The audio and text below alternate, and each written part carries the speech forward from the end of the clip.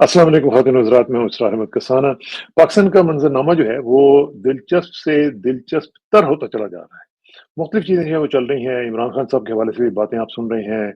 कोई कह रहा है कि जी डील हो रही है, कोई कह रहा है कि जी डील नहीं हो रही है, कोई कहता है कि इमरान खान साहब को तलाक दे देनी चाहिए और अगर उन्होंने आगे बचना है तो फिर उनको एक अपनी खातून मोहतरमा से निजात हासिल करनी चाहिए। अजीब-अजीब किस्म की बातें चल रही हैं और साथ-साथ हम देख रहे हैं कि इंटरनेशनल लेवल पे भी चीज़ें चल रही हैं। ड्रॉप साइट की स्टोरी आपने 2 दिन पहले देखी होगी, बहुत ही बॉम्बशेल किस्म की स्टोरी थी, जिसने हिला के रख दिया है और हमारी इत्तलात के मुताबिक काफ़ी ज़्यादा इसके ऊपर रिपल्स क्रिएट हुए हैं और वो भी ज़रा देखते हैं कि क्या सूरत-हाल चल रही है। फिर नवाज़ शरीफ साहब का झूठ जो है वो भी पकड़ा गया है, आदिल बाज़ई के हवाले से, जो उन्होंने एक हलफनामा दिया था, एक हल्फ़ी बयान दिया था, वो भी सारे का सारा झूठ निकला।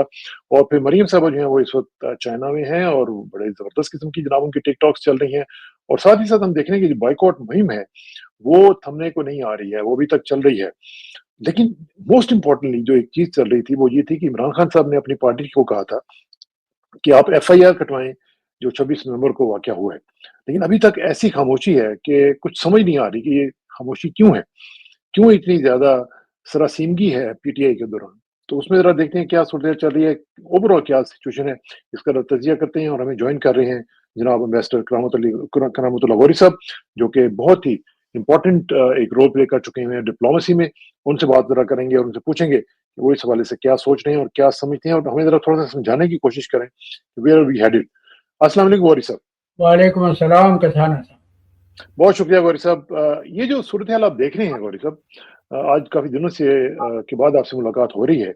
अ, किस तरह आप इसको जस्टिफ़ाई करेंगे कि जो जो कुछ हो रहा है इमरान खान साहब के हवाले से, पीटीआई के हवाले से और जिस तरह मैंने कहा कि जो गवर्नमेंट है उनको तो पता ही कुछ नहीं है। वो तो बैसाखियों पे है और बैसाखियाँ उनकी मज़बूत जब तक हैं, उनको कोई फ़िक्र नहीं है कि इकोनॉमी चले या ना चले, बाकी चीज़ें चलें या ना चलें। उनको वो आशीर्वाद हासिल है। तो इस वक़्त जो सूरत-हाल है, इसमें वे आउट क्या है? और आइंदा ज़ाहिर है कि इंटरनेशनल जो एटमॉस्फियर है, वो भी बदलने वाला है। तो इस सारी सूरत-हाल को आप किस तरह देख रहे हैं? कसाना साहब, बहुत अफरा तफरी का आलम है। जी, अस्करी क़यादत में भी जो मुल्क की मालिक व मुख्तार बनी बैठी है, और आज से नहीं बल्कि गुज़िश्ता 7 सदी अशरों से जी, उसका 7 दहाइयों से उसका यही काम रहा है, उसका यही वतीरा रहा है। उधर पाकिस्तान तहरीक इंसाफ की सफ़ों में भी अफरा तफरी नज़र आती है, इंतशार नज़र आता है। और मैं बार बार ये कहता रहता हूँ कि ये इंतशार तहरीक इंसाफ की सफ़ों में दो वजूहात की बना पर है। जी, एक तो ये कि पार्टी का बनाने वाला, तहरीक को चलाने वाला, उसका बानी मबानी, वो 15 महीने से जेल की सलाखों के पीछे बंद है। हाँ, और आपने जिस वो रायन ग्रिम की जिस रिपोर्ट का हवाला दिया, जी, उससे मालूम होता है कि किन हालात में, किस गंभीर माहौल में इमरान खान को रखा गया है कि वो जी, 7 फुट और 8 फुट का एक कमरा है, ये एक कोठरी है एक तरह से, जी जिसमें हाँ, उसको रखा गया है। कितने बेशर्म लोग हैं, बेगैरत लोग हैं ये पाकिस्तान के मालिक व मुख्तार जो बने बैठे हैं। इनको इतनी भी तमीज़ नहीं, इतना भी लिहाज नहीं कि जिस शख्स पर ये तशद्दुद रवा रखा जा रहा है वो पाकिस्तान का वज़ीर आज़म रह चुका है। और वज़ीर आज़म तो वो बाद में बना था, वो उससे पहले उसने कौम के लिए, मुल्क के लिए जो इज़्ज़त कमाई थी, जो नाम कमाया था, वो अलग हमारी तारीख़ का एक हिस्सा है। लेकिन ये वो जो मैं कहता हूँ कि हमारा जागीरदारी कल्चर असल में मुखालफत को बर्दाश्त ही नहीं कर सकता। जी हाँ, मुखालिफ को जागीरदारी कल्चर में दुश्मन समझा जाता है, और दुश्मन से निपटने के लिए दो ही तरीके होते हैं उनकी फहम में। या तो उसको खरीद लिया जाए, या अगर वो बिकने को तैयार नहीं होता तो फिर उसको ख़त्म कर दिया हुँ, जाए। ये मुख्तलिफ़ किस्म के हरबे इस्तेमाल करते आए हैं इमरान खान को ख़त्म करने के लिए, लेकिन दाद देनी पड़ती है इमरान खान के अज़्म की, उसके इस्तकामत की, उसके इस्तक़लाल की, कि तमाम तर मज़ालिम के बावजूद, तमाम तर उस परागंदा माहौल के बावजूद जो उसके लिए इन پاکستان پر قابض ان قوتوں نے تخلیق کیا ہے اس کے پائے استقامت میں کوئی تزلزل نہیں آیا، کوئی ہلا نہیں وہ اپنی جگہ سے۔ دوسری وجہ یہ ہے یہ افراتفری کی انتشار کی کہ تحریک انصاف کی قیادت جو عمران کی نمائندگی برائے نام کر رہی ہے، جو قائدین ہمیں منظر نامے پر ایکٹیو نظر آتے ہیں، ان میں جرنیلوں نے اپنے بہت سے ٹروجن ہارسز داخل کر دیے ہیں۔ ٹھیک ہے، یہ جو مختلف آرا ہیں، یہ جو مختلف باتیں ہو رہی ہیں، اور اس کے باوجود کہ 26 نومبر کے سانحے کو آج 3 ہفتے ہو چکے، 3 ہفتے ہو چکے، لیکن اس کے باوجود آج تک تحریک انصاف کی طرف سے FIR بھی درج نہیں کروائی گئی۔ سوچئے کہ ایک طرف یہ اور صداقت پر مبنی ہے یہ رونا کہ نہ جانے کتنے لوگوں کو، معصوم لوگوں کو، بے گناہ لوگوں کو باقاعدہ تشدد کا نشانہ بنایا گیا۔ وہ ابھی آپ نے جس رپورٹ کا حوالہ دیا ہے وہ تو یہ کہہ رہی ہے کہ باقاعدہ، اور ہم نے دیکھا، ہم نے خود اپنی آنکھوں سے دیکھا کہ دھیرا کر کے اور اس کے بعد سنائپرز کے ذریعے سے ڈرونز بھی تھے۔ وہ شخص جو ٹینکر کے اوپر بیٹھا ہوا نماز پڑھ رہا تھا اس کے ساتھ کس طرح کا سلوک کیا گیا، اور یہ اس ملک میں کیا گیا جو اپنے آپ کو اسلامی جمہوریہ پاکستان کہتی ہے۔ دیکھیے، اگر مقبوضہ کشمیر میں یا غزہ میں یہ ظلم ہوتا ہندوستان کی طرف سے یا اسرائیل کی طرف سے تو ہم سب سے آگے ہوتے اس کی مذمت کرنے میں، لیکن اپنے ہی ملک میں اپنے ہی لوگوں کے ہاتھوں جو عوام پس رہے ہیں، جس طرح سے ان کا استحصال ہو رہا ہے، وہ انتہائی شرمناک رویہ۔ تو فی الحال تو یہ لگتا ہے کہ عسکری قیادت بھی کوئی راستہ تلاش کر رہی ہے اس دلدل سے نکلنے کا جس میں اس نے خود اپنے آپ کو پھنسایا ہے۔ کوئی اور ذمہ دار نہیں، کوئی اور کسی کو الزام نہیں دے سکتے جہاں عسکری قیادت نے اپنے آپ کو لے گئی ہے، اور اس کے ساتھ ساتھ اپنی حماقتوں کی وجہ سے اپنی خواہشات کی بنا پر جہاں پاکستان کو لے گئی ہے، وہاں سے اب اس کے پاس پیچھے پلٹنے کا رستہ تنگ ہو گیا ہے۔ لیکن ساتھ ہی ساتھ جو ہم دیکھ رہے ہیں کہ مذاکرات کی بھی باتیں ہو رہی ہیں کہ جی مذاکرات جو ہیں وہ PTI کر رہے حکومت کے ساتھ، اسحاق ڈار کی بھی آفر آ گئی ہے، اور ساتھ ہی ویسے اسحاق ڈار صاحب نے یہ بھی کہہ دی تھی کہ ویسے انہوں نے کنفیشن ہی کر لیا کہ 2018 کا مینڈیٹ جو تھا وہ آپ ہمارا واپس کر دیں، ہم آپ کا 24 کا مینڈیٹ جو واپس کر دیں گے۔ اس کا مطلب ہے کہ دونوں ہی جگہوں پہ گڑبڑ ہوئی تھی۔ ان کا تو وہ مینڈیٹ تھا ہی نہیں، وہ تو عمران خان کا مینڈیٹ چرایا گیا تھا، اور 24 کا تو مینڈیٹ یہ مان لیا انہوں نے کہ یہ کنفیشن ہے کہ ہم نے چرایا ہوا ہے۔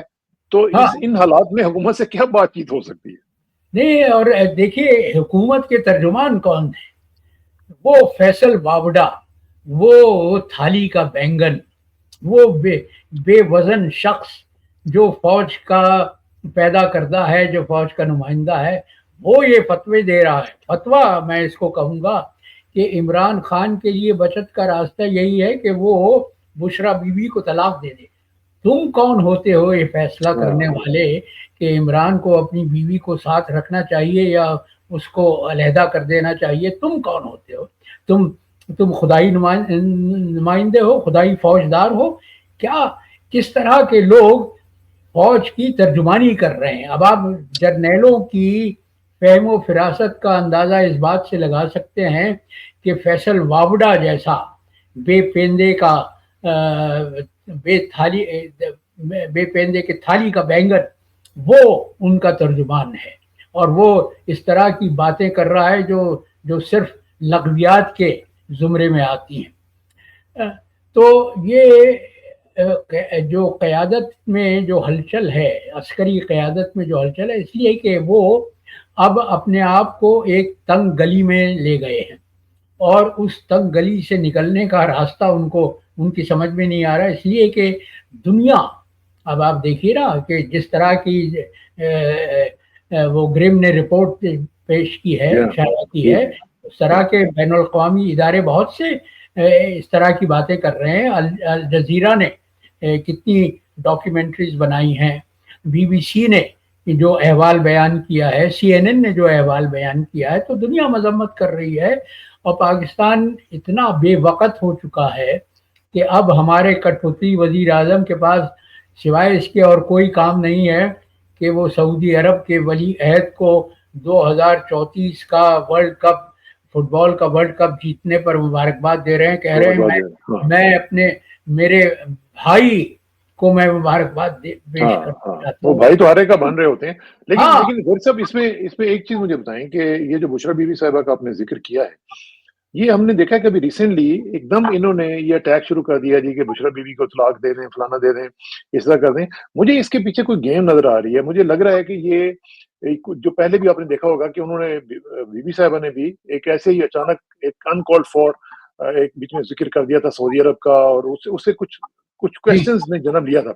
अब मुझे लगता है कि शायद ये बावर करवाना चाहते हैं लोगों को कि भाई इमरान खान के मुतवादिल के तौर पर बुशरा बीबी को आप इसको एक्सेप्ट कर लें, क्योंकि ये इंप्रेशन ये दे रहे हैं कि फौज उसके खिलाफ है, तो जो फौज के खिलाफ होगा तो जाहिर है कि लोग उसको तस्लीम कर लेंगे।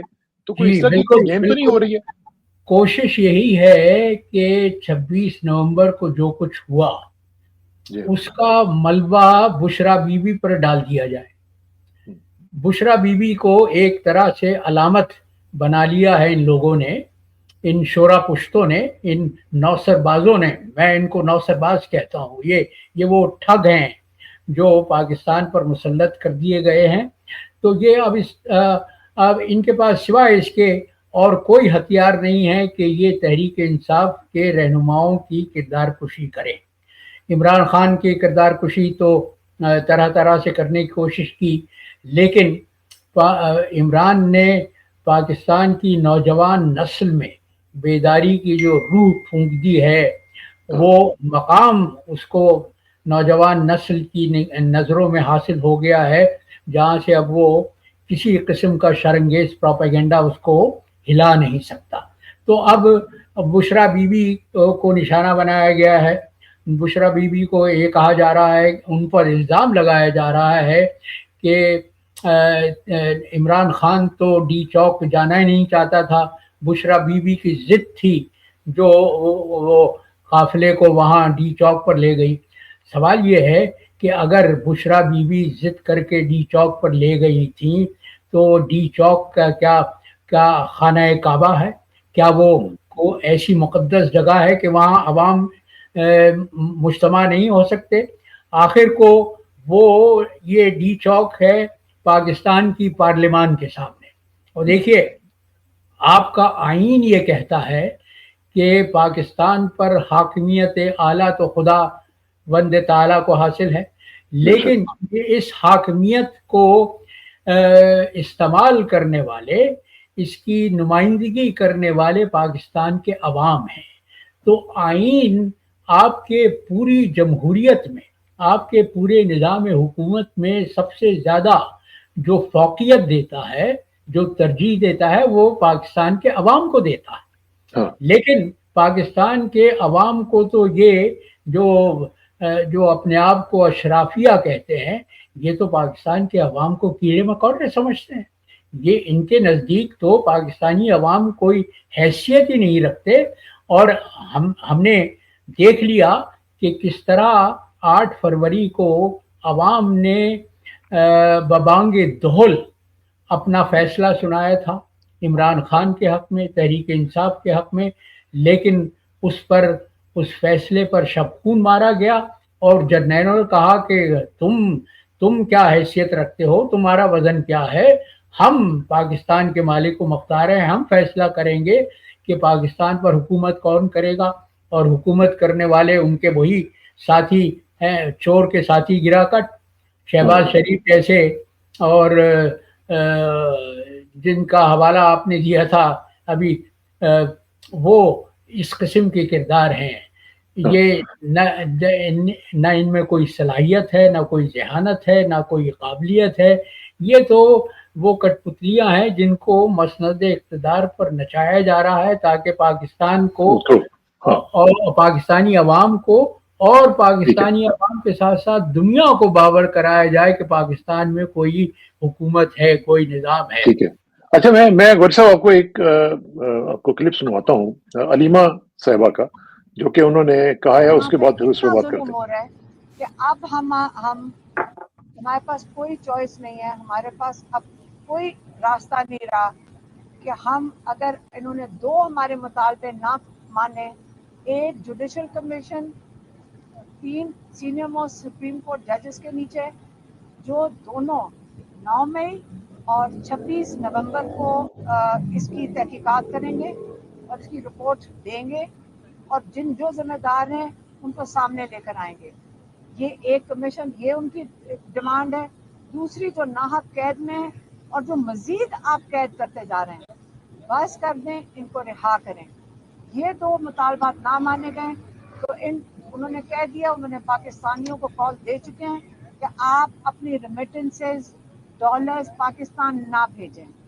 ये दो मुतालबात अगर ना हुए तो रेमिटेंसेस बाहर के ओवरसीज पाकिस्तानी पूरी कैंपेन वो खुद चलाएंगे, उनके पैसे हैं, उनकी मर्जी है। ये वही लोग हैं जिनका आपने वोटिंग राइट्स देने को तैयार नहीं है, ये वही ओवरसीज पाकिस्तानी हैं जिनके साथ आप उनको कॉल करके धमकियां देते हैं। ये हैं जी अलीमा खान साहिबा, जो कह रही हैं कि अगर दो मुतालबात तस्लीम ना किए गए तो इमरान खान साहब ने कहा है कि तरसीलात ज़र जो हैं, यानी रेमिटेंसेस जो हैं, उनके ऊपर फिर आप थोड़ा सा सोचें और उनको रोकने की कोशिश करें या कम कर दें। तो जी। इसके साथ तो फिर इकोनॉमी तो हमारी पहले ही बैठी हुई है, तो फिर इसके बाद तो फिर मसला ही बिल्कुल ही खराब हो जाएगा गौरी साहब। देखिए, यही तो परेशानी है। ये जो बायकॉट की कॉल है, इस तहरीक ने जर्नैलों को हिला के रख दिया है।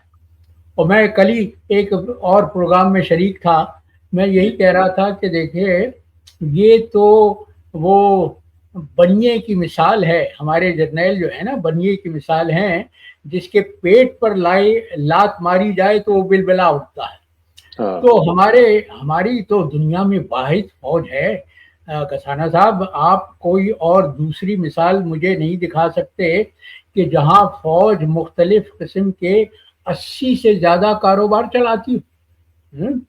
वो ब्रेकफास्ट सीरियल से लेकर और यूरिया और खाद तक बनाते हैं, स्टील बनाते हैं, क्या क्या बनाते हैं। उनका अपना बैंक है, अस्करी बैंक है। उनके ट्रक पाकिस्तान में कराची से लेकर खैबर तक, और बल्कि अब वस्त एशिया के ममालिक तक जाने लगे हैं। उनकी फ्रंटियर वर्क्स ऑर्गेनाइजेशन है, फौजी फाउंडेशन है, किस किस तरह के कारोबार हैं। तो ये फौज नहीं रही, ये तो माफिया बन चुकी है, एक बहुत बड़ी कॉरपोरेशन बन चुकी है, जिसे अपने मफादात अजीज हैं, सिर्फ अपने मफादात अजीज हैं। मुल्क का क्या हाल होता है, मुल्क की मईशत पर क्या गुजरती है, अवाम किस तरह से महंगाई के बोझ तले दबते हैं, इनको किसी से बात से सरोकार नहीं है, कोई ताल्लुक नहीं है। और जो आप बता रहे हैं उसका हम देखें, ये खमियाजा जो हम भुगत रहे हैं उसकी एक देखिए जो रिपोर्ट आई है, मैं आपको दिखाता हूँ। ये रिपोर्टर्स विदाउट बॉर्डर्स की रिपोर्ट है, the most dangerous countries and territories for journalist इन 2024। अब देखें कि गजा के बाद पाकिस्तान नंबर 2 पे है। अब जरा अंदाजा लगाएं क्या क्या हमें एजाजात मिल रहे हैं दुनिया में कि जर्नलिस्ट के लिए सबसे खतरनाक 3 ममालिक में हम दूसरे नंबर पे आ गए। जी जी जी जी, ये कांटों के हार हैं जो हमारे गले में डाले जा रहे हैं कसाना साहब।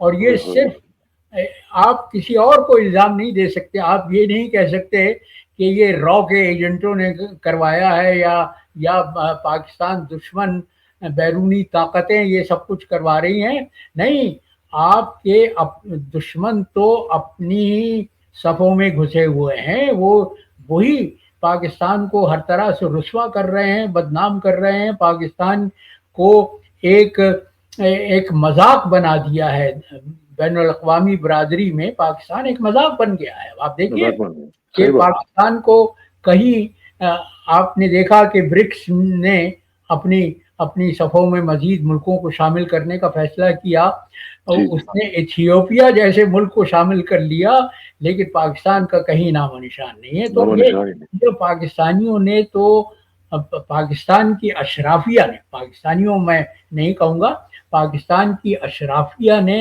अपने आमाल से, अपने सियाह करतूत से पाकिस्तान को उस अंजाम पे पहुंचा दिया है कि जहां पाकिस्तान दुनिया के लिए एक जग हसाई का मौजू बन गया। बहुत ही अफसोसनाक सूरत हाल है। लेकिन साथ ही साथ हम देख रहे हैं कि ये जो मरियम साहिबा हैं, वो तो, उनको तो कोई ख्याल नहीं है, वो तो पाकिस्तान के लिए बहुत बड़े नहीं, बड़े कारनामे अंजाम दे रही हैं चाइना में जाके, और सरकारी खाता है सारा कुछ। तो ये कसाना साहब, आपने वो सुना है ना वो मुहावरा, भागते भूत की लंगोटी? तो ये तो गंगा बह रही है तो उसमें ये न सिर्फ हाथ अपने धो रहे हैं बल्कि स्नान कर रहे हैं। तो ये तो मौके से फायदा उठा रहे हैं, वक्त से फायदा उठा रहे हैं। कल को पता नहीं कहाँ होंगे। लेकिन आपने देखा कि वो मरियम नवाज के जो क्लिप सोशल मीडिया पे चल रहे हैं, वहाँ उसमें वो इस्तकबाल के लिए उनका जो प्रोटोकॉल, चीनी प्रोटोकॉल ऑफिसर आया था, उसके सामने किस तरह से बैठी हुई। हाँ, सोचिए कि ये मुल्क के सबसे बड़े सूबे की वजीर आला है। एक तो सवाल ये है कि कोई पूछे कि आपका क्या काम, क्या आप पाकिस्तान के वजीर खारजा हैं? क्या खारजा ताल्लुकात आपको सौंप दिए गए हैं जो आप चीन गई हैं? तो ये तो फिर एयरफोर्स का जहाज गया, एयरफोर्स का जहाज लेके गया वो। जी, सरकारी पाकिस्तान एयरफोर्स का जहाज इस्तेमाल किया गया है। इसलिए कि ये तो इस वक्त तो इनकी चांदी है, चित भी इनकी है, पट भी इनकी है, तो मौके से फायदा उठा रहे हैं। इसलिए कि ये बेपिंदे के लोटे हैं, ये वो लोग हैं जो अपनी लियाकत और इस्तेदाद की बिना पर किसी चुंगी खाने की मुहर्ररी भी नहीं कर सकते थे। ये पाकिस्तान के सबसे बड़े सूबे के वजीर आला बने हुए हैं, चचा पाकिस्तान के वजीर आजम बने हुए हैं, और इसहाक डार जो उनके रिश्तेदार हैं वो वजीर खारजा और नायब वजीर आजम बने हुए। क्या किन छुटबैयों को उरूज मिल रहा है। ये पाकिस्तान पर कुदरत की तरफ से सबसे बड़ी लानत है, मैं समझता हूँ। और आपको याद होगा कि जब गंडापुर ने कहा था कि मैं अफगानिस्तान से बात करता हूं, तो ये बड़ी एक कैंपेन चलाई गई थी, क्रिटिसाइज किया गया था जी कि ये कौन होते हैं जाके अफगानिस्तान से बात करने वाले। हाँ, ये कौन होते हैं। फॉरेन पॉलिसी तो कि अब जर्नैलों ने, अब उनकी नज़र असल में 20 जनवरी पर है। जब 20 जनवरी को जब ट्रंप इक़्तिदार संभाल लेंगे तो इनको फिक्र ये है, ये इनको परेशानी ये है कि ट्रंप के मुताल्लिक ये ख्याल किया जाता है कि वो इमरान को अपना दोस्त समझते हैं और इमरान के लिए अपने दिल में एक नर्म गोशा रखते हैं। तो जर्नैलों को फिक्र ये है कि अगर ट्रंप ने सदारती इक़्तिदार संभालने के बाद ये मुतालबा कर दिया कि इमरान खान को जो तुमने झूठे मुकदमात में फंसाकर जेल की सलाखों के पीछे बंद किया हुआ है, तो इमरान को रिहा कर दो, तो हमारे जर्नैलों में इतना ज़र्फ नहीं है, इतनी जसारत नहीं है कि वो अमरीकी सदर के किसी हुक्म को टाल सके, है ना। ये तो अमरीकी इमदाद की पर ये शेर होते रहे हैं ना। 70 बरस से जो पाकिस्तान पर काबिज हैं, उसमें बड़ा उनसर अमरीकी इमदाद का है। मुख्तलिफ हवालों से, मुख्तलिफ बहानों से, मुख्तलिफ पैरायों से ये पाकिस्तान पर हुकूमत करते रहे, और अमेरिका चूँकि साम्राज्यी ताकत है, लिहाजा उसके लिए ये ज़्यादा बेहतर ऑप्शन है कि वो फौज के सिपह सालार से डील करे, बजाय इसके कि किसी जमहूरी मुल्क में उसकी पार्लियामान से उसको डील करना पड़े। आपने देखा कि जमहूरियत असल क्या होती है। जनूबी कोरिया ने अभी आपको दिखाया है, दुनिया को दिखाया है कि जमहूरियत जिस माशरे में होती है, जिस मुल्क में होती है, वहाँ लोगों का रवैया क्या होता है। वहाँ फौज का जब उसको हुक्म दिया गया कि तुम मार्शल लॉ लगा दो, तो फौज ने वो हुक्म मानने से इनकार कर दिया। पार्लियामान ने 24 घंटे के अंदर अंदर उसको मुस्तरद रिवर्स कर दिया। ये है जमहूरियत की कामयाबी, ये है जमहूरी माशरा। और हमारी पार्लियामान तो तमाम तरह आमिराना जो कार्रवाइयां होती हैं उनके ऊपर अपनी मोहर तस्दीक सब कर देती है। हमारी पार्लियामान तो रबर स्टैम्प है खजाना साहब, हमारी पार्लियामान तो रबर स्टैंप है, उसको जो हुक्म दिया जाता है, वो जो कर लेती है। फरमान GHQ से जारी होता है, वो उस पर अभी अभी देखें ना गौरी साहब, ये जो अभी आप सारी सिलसिला बता रहे हैं, इसी को आप जरा देखें कि इमरान खान के ऊपर अब मिलिट्री ट्रायल की बातें हो रही हैं, जनरल फैज की मिलिट्री ट्रायल की बातें हो रही हैं, और उसको कनेक्ट किया जा रहा है इमरान खान के साथ। वैसे तो जी खैर जी आज आपने पढ़ ही लिया होगा कि कल तोशाखाना 2 जो है उसमें भी इमरान और बुशरा के ऊपर उसमें उन्होंने फर्ज इमरान जुर्म पर आयद कर फर्ज दी। जुर्म आयद कर दी गई जी है, बुशरा बीवी पर भी और जी। इमरान और पर। ये जो सुप्रीम कोर्ट में जो डिस्कशन हो रही है कि जी मिलिट्री ट्रायल हो सकता है या नहीं हो सकता, ये तो इसमें इबाम क्या है? कौन सा शख्स ये कहेगा कि जी सिविलियंस का मिलिट्री ट्रायल हो सकता है? इसके ऊपर बहसें चल रही हैं। वो पूछ रहे हैं जी कि जो शख्स फौज में नहीं, वो उसके डिसिप्लिन के नीचे कैसे आ सकता है? भाई ये तो अंडरस्टूड बातें हैं, क्यों इसकी दोबारा छेड़ा जा रहा है? सिर्फ इस जी वजह से कि इमरान खान को इसमें फिर इम्प्लीकेट किया जाएगा? जी जी जी बिल्कुल माखूज किया जाएगा। और ये जो सब कुछ खेल रचाया गया है 26वीं आईनी तरमीम का, जिसके तहत अदलिया की आज़ादी को सिर्फ नाम की आज़ादी रखा गया है, बाकी तो अदलिया बेदस्तफा हो गई है। और आईनी बेंच जो तश्कील दिया गया है, वो आईनी बेंच इसी मकसद से बनाया गया है कि वो इस तरह की मूशगाफियों में मुल्क को अदालत आलिया को उलझाए रखे। बहस होती रहेगी, हर हर हर हर जज अपने आप को बुकरात साबित करने की कोशिश करेगा, लेकिन नतीजा वही ढाक के 3 पात निकलेगा।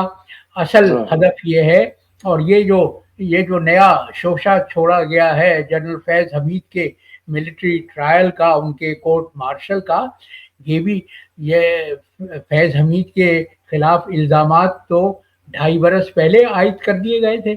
सवाल ये है कि 2.5 बरस तक उसको सर्द खाने में क्यों बंद रखा गया, क्यों बंद रखा और गया? अब क्यों जरूरत महसूस हुई कि हाँ, फैज हमीद ने सियासत में मुलव्वस होने की कोशिश की थी, उन्होंने फौज को बदनाम करने की कोशिश की थी, और उनके सियासी राब्ते थे एक सियासी जमात के साथ, एक सियासी कायद के साथ। तो ये दुनिया को बेवकूफ़ समझते हैं, ये दुनिया को अपनी तरह से अहमक समझते हैं कि दुनिया इस तरह की फरसुदा बातों पर, ऐसी बेहुदा इल्ज़ामात पर यकीन कर ले। हाँ हाँ।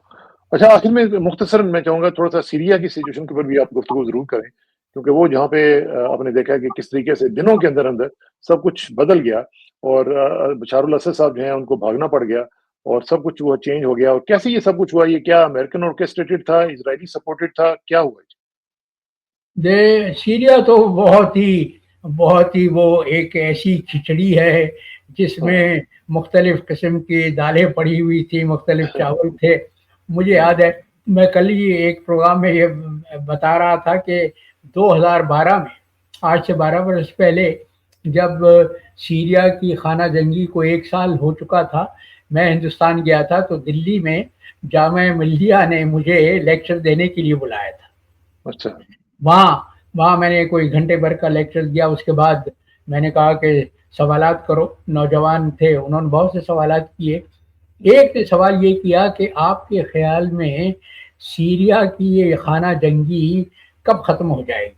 इसलिए कि हम दुनिया ने देख लिया था कि लीबिया में जो खाना जंगी हुई थी, जो मुअम्मर कद्दाफी के खिलाफ तहरीक चली थी, वो चंद महीनों में ख़त्म हो गई थी मुअम्मर कद्दाफी को खात्मा करके, और वो भी मनसूबाबंदी के तहत किया गया था। फिर मिस्र में हुस्नी मुबारक की आमरीत ख़त्म हो गई थी। तो मैंने उस सवाल करने वाले नौजवान से कहा कि देखो, अगर मैं 5 बरस के बाद यहाँ दोबारा वापस आऊँगा और तुमसे खिताब करूँगा, तो सीरिया की खाना जंगी उस वक्त भी जारी होगी। और मैंने तो 5 साल कहा था, वो 13 बरस की नहीं। असल में बात यह है कि सीरिया, देखिए, इराक़ को इन्होंने ख़त्म कर दिया। और मैं अपने नाज़रीन को याद दिलाना चाहता हूँ, बात तुलानी हो जाती है, लेकिन 20वीं सदी जब ख़त्म होने वाली थी, तो आपको याद होगा कि उस आखिरी दहाई में क्लिंटन अमेरिका के सदर थे, और उस वक्त अमेरिका के दानिश्वरों ने, वो जो खारजा पॉलिसी के माहिरीन समझे जाते थे, उन्होंने एक खुला खत शाया किया था, जो अमेरिका के तमाम मौक़र अखबारात में छपा था, न्यूयॉर्क टाइम्स में छपा था, Washington post, Los Angeles time, Chicago Tribune वगैरह वगैरह में, और उसमें ये कहा गया था कि अब सोवियत यूनियन तो ख़त्म हो चुका, लिहाजा अमेरिका दुनिया की वाहिद सुपर पावर रह गई है। तो ये जो सदी आने वाली है 21वीं सदी, ये अमेरिका की सदी होनी चाहिए। It should be an American century. American century, और एक अमेरिकन सेंचुरी प्रोजेक्ट भी था। जी जी जी, 21st सेंचुरी प्रोजेक्ट भी था, और उसमें कलीदी नुक्ता ये था कि अमेरिका के इस आलमी ख्वाब को ताबीर बख्शने के लिए ये लाजमी है कि खलीज के तेल पैदा करने वाले ममालिक अमेरिका के ज़ेर असर रहें। तो वो उस एजेंडा पर अमल हो रहा है, देखिए। और अब जो सीरिया में जो कुछ हुआ है, उसके बाद फौरन इजराइल ने कार्रवाई शुरू कर दी सीरियन हुकूमत के असलाह को खत्म करने के लिए। उसकी और अच्छा खासा इलाका उन्होंने कब्जे में ले लिया, और इलाका भी कब्जा कर लिया है, बल्कि गोलान हाइट से दमिश्क 50 किलोमीटर के फासले पर है। लेकिन अब जो मैंने ताज़ा तरीन खबरें देखी हैं, उसमें ये कहा जा रहा है कि 25 किलोमीटर तक इजराइल ने कब्जा कर लिया है। तो ये इस सूरत हाल से साम्राज्य भी फ़ायदा उठा रहे हैं। और ये आपको मालूम होगा कि सीरिया का वो इलाका जिसमें तेल पैदा होता है, वो अमेरिका के कब्जे में बरसों से पहले से वहाँ अमेरिका के फौजी बैठे हुए हैं, और अमेरिका और किसी और मुल्क को वहाँ पे कार्रवाई करने नहीं देता। तो इसमें तो बहुत से बेशुमार एक्टर्स हैं। तुर्की के मफादात हैं, रूस के मफादात हैं, फिर सबसे बढ़कर जो अमेरिका का उस इलाके में, उस खित्ते में नुमाइंदा है, वो इजराइल, उसके मफादात हैं। तो वो इस सूरत हाल से भरपूर फायदा उठा रहा है। अल्लाह करे कि इसका कुछ सीरिया के अवाम ने, खजाना साहब मुझे ये कहने दीजिए कि सीरिया के अवाम ने अपनी काविश से पाकिस्तानी अवाम को, पाकिस्तानी कौम को एक और सबक दिया है कि देखो, अगर तुम में इरादा हो, अगर तुम्हारी नीयत सालिम हो, अगर तुम्हारा जज्बा सच्चा हो, तो तुम उस आमरियत को भी ख़त्म कर सकते हो, उसका तख्ता उलट सकते हो जो 54 बरस से सीरिया पर काबिज थे। एब्सोल्युटली, बिल्कुल सही कह रहे हैं। ये सबक तो हमें मिल रहे हैं, बांग्लादेश ने भी दिया है, अब सीरिया ने भी दे दिया है, अब हमें ये सबक पढ़ने चाहिए। लेकिन पाकिस्तानी कौम के तो मिसाल वो है कि जमी जुम्बद न जुम्बद गुल मोहम्मद। अल्लाह खैर। चलें, बहुत बहुत शुक्रिया गौरी साहब, इंशाल्लाह आपसे राब्ता रहेगा। Thank you very much for your time. अस्सलाम वालेकुम। खुदा हाफ़िज़।